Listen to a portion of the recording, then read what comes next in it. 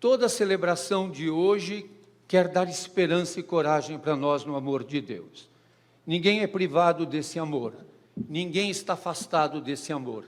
Esse é um amor imenso e, como nós dissemos, que a medida do amor de Deus é o exagero. É o exagero, e nós vamos ver por quê. E nós ouvimos no livro do Deuteronômio, Deus não nos pede nada impossível. O que Deus espera de nós está dentro das nossas possibilidades humanas. Ninguém precisa ser super-homem, ninguém precisa ser uma super-mulher. Todos nós, na nossa natureza humana, somos amados infinitamente no amor de Deus.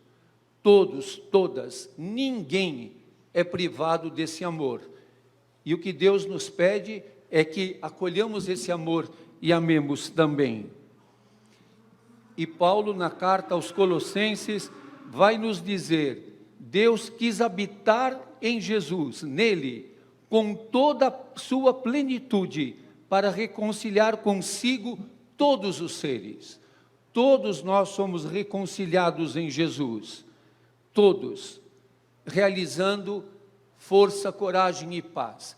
Todos estamos reconciliados, todos fazemos parte do seu corpo, do qual ele é a cabeça. Ninguém está separado, ninguém é mais, nem ninguém é menos. Todos somos irmãos e irmãs.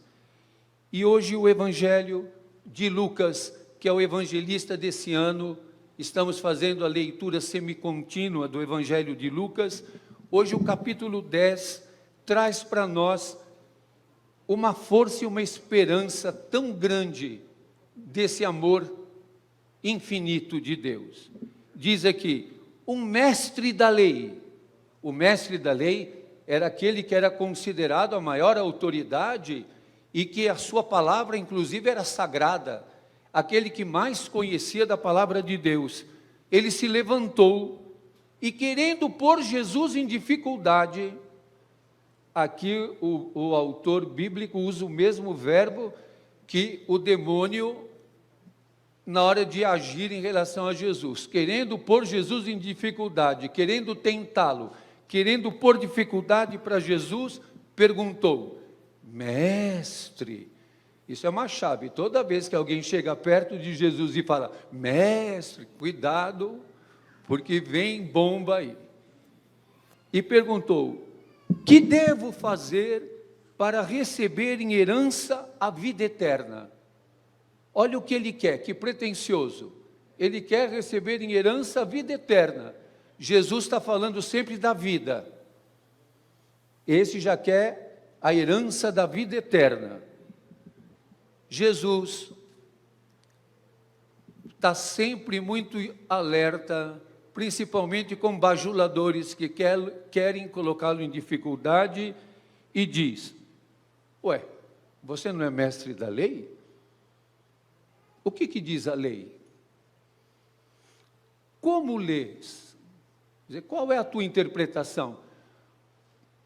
Como é que você vê a palavra de Deus?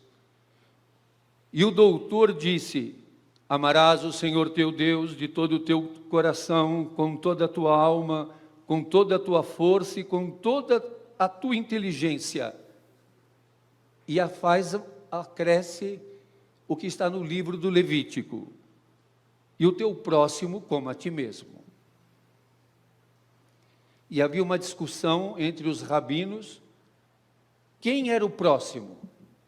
Um rabino mais rigoroso dizia, o próximo são aqueles que fazem parte do meu clã, do meu grupo, da minha família, os que são iguais a mim.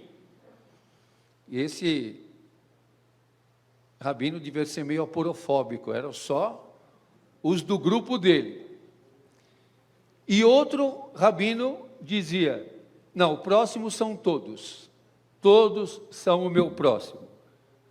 Por isso, este aqui, mestre da lei, deve ser do grupo, atentem a isso que é importante para o que vai acontecer, é do grupo mais estreito, do grupo mais fechado, do grupo aporofóbico.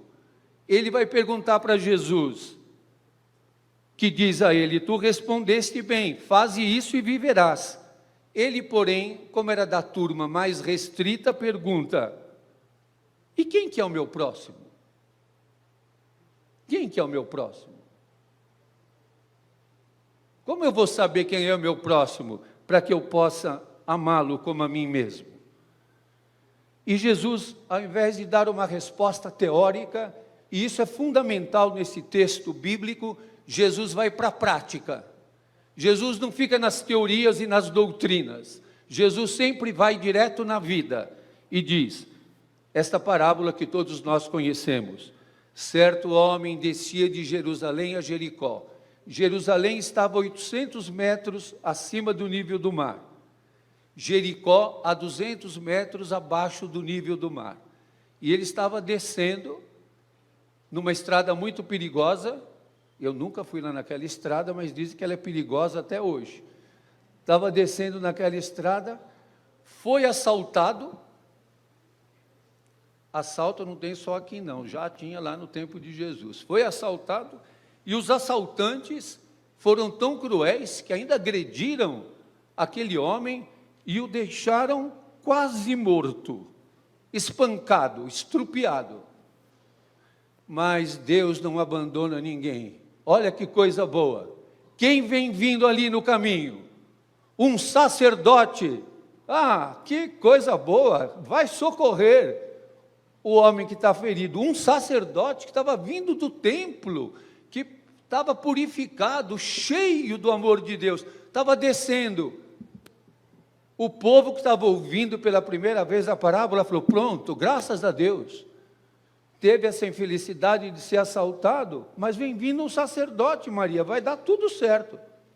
Só que não.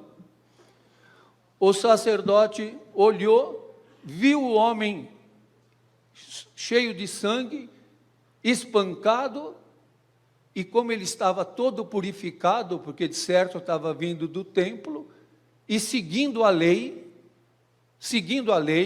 e a prescrição, passou adiante e foi para o outro lado. Que coisa, não é? A gente estava com tanta esperança nesse sacerdote. E aí quem aparece lá? Um levita, que era o ajudante do sacerdote. Ah, bom, pelo menos agora vem um levita, não é? E o levita, com certeza, vai socorrer o ferido. Só que não. O levita também, quando vê, faz o quê? Passa de lado. Estava pensando hoje de manhã, quantas vezes nós já fomos esse sacerdote, esse levita, passando para o outro lado, ou passando adiante, deixando o nosso irmão ferido. Hoje está pipocando na internet, já saiu até em notícias. Ontem, na Marcha para Jesus, a Prefeitura de São Paulo fazendo rapa e tirando tudo dos moradores de rua que estavam no caminho. Deviam de estar entregando alimento, não é? Entregando agasalhos, já que é de Jesus, não é? Não, o Jesus que estava lá na barraca perdeu sua barraca e o que estava com o cobertor perdeu seu cobertor. Quantas vezes nós damos uma igual desse sacerdote e desse levita? Mais um samaritano, atentem que o texto não fala bom samaritano, isso foi uma invencionice que puseram depois. Um samaritano que estava viajando, e o samaritano é o quê? Um desconsiderado, um herege, um infiel, um pagão, um delinquente, alguém que não serve para nada. Para a gente sentir o impacto do que foi que Jesus contou. Um samaritano, um infiel, um desconsiderado. Os judeus não podiam nem conversar com os samaritanos. E quando passasse na terra da Samaria, tinha que sacudir da sandália a poeira. Eu sempre lembro como é que o Frei Gorgulho e a Ana Flora contavam essa parábola na linguagem de hoje. Ele disse que uma professora tinha sido assaltada e violentada, e ficou caída na rua. E aí, que sorte, passou um bispo que ia indo para uma ordenação. Mas o bispo olhou e falou: ah, que violência nessa cidade, não é? Ninguém está livre. Mas foi embora, porque ele não podia se atrasar. Aí passou um padre, e aí todo mundo, agora o padre vai socorrer. O padre também não socorreu, disse, também eu estou com o meu horário, o pessoal está me esperando, não dá. E por fim passou uma prostituta, que estava cheirando cocaína, e que era prostituta da baixa prostituição, e que quando não conseguia cliente, roubava, já tinha sido até presa, e tem quem a tenha visto até na Cracolândia. E ela, quando viu a professora caída e violentada, ela entendeu o que tinha acontecido e foi socorrê-la. Aí dá para entender o impacto que esta história que Jesus contou causa. E esse samaritano viu e sentiu compaixão. Guardem bem essa palavra, compaixão. Porque no Evangelho de Lucas, compaixão é um sentimento privativo de Deus. Quem sente compaixão é Deus.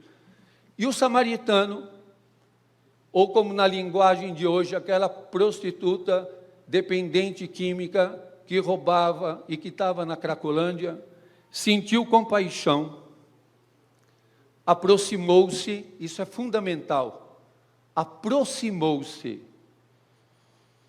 não sentiu asco, nojo, aproximou-se e fez curativos. Assim é o amor de Deus. Quando nós estamos feridos, Ele se aproxima e faz curativos em nós. E derramou óleo e vinho nas feridas. Já estava bom demais, não é? Mas depois colocou o ferido no seu animal. Já estava bom, não é? Mas ainda o levou para uma pensão. Já estava bom, né, Maria? Mas ainda depois ficou cuidando dele, e no dia seguinte, esse samaritano é exagerado, pagou 2 moedas de prata. Já está de bom tamanho, não está? E entregou o dono da pensão, recomendando: toma conta dele. E quando eu voltar, eu vou pagar o que tiveres gasto a mais. E nem falou para ele, mas você me dá todas as notas fiscais, os recibos, o que você ganhou para eu fazer a prestação de contas. Só falou: eu vou te pagar o que você tiver gasto a mais. Joel, é muito exagero, não é não? É muito exagero. Cuidou, se aproximou, pôs no animal, levou, pagou e ainda disse: cuida dele, quando eu voltar, eu vou pagar. E aí Jesus pergunta para o doutor da lei, que deve ter ficado com o olho tão arregalado que pulou da órbita, de tanta admiração do que Jesus estava falando. Ele se assustou com aquilo e disse: na tua opinião, é interessante como Jesus é aceitador, não é? Ele não impõe para o doutor da lei, ele ainda diz: e na tua opinião, qual dos 3 foi o próximo do homem que caiu na mão dos assaltantes?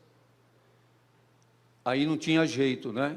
Ele disse: aquele que usou de misericórdia para com ele.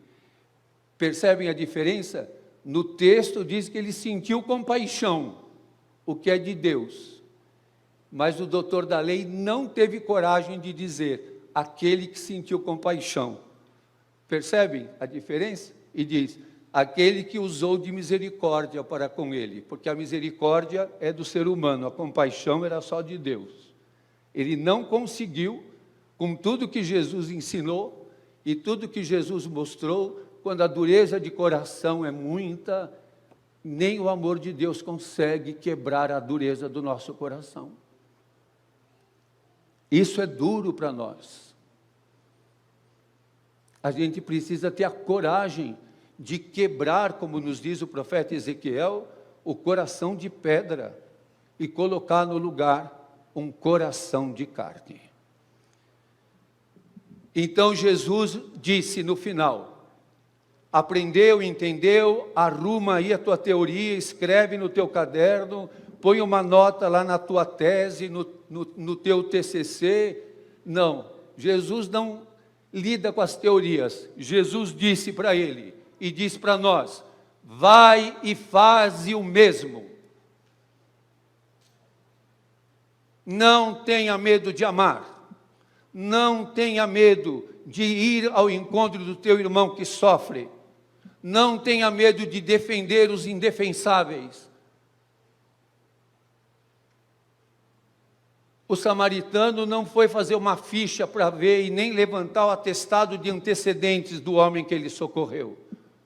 Ele socorreu, não perguntou quem ele era, socorreu. Assim é o amor de Deus. O amor de Deus não vai perguntar para ninguém quem você é, o que você fez. Na tua dor, você vai sentir o seu amor. Amém.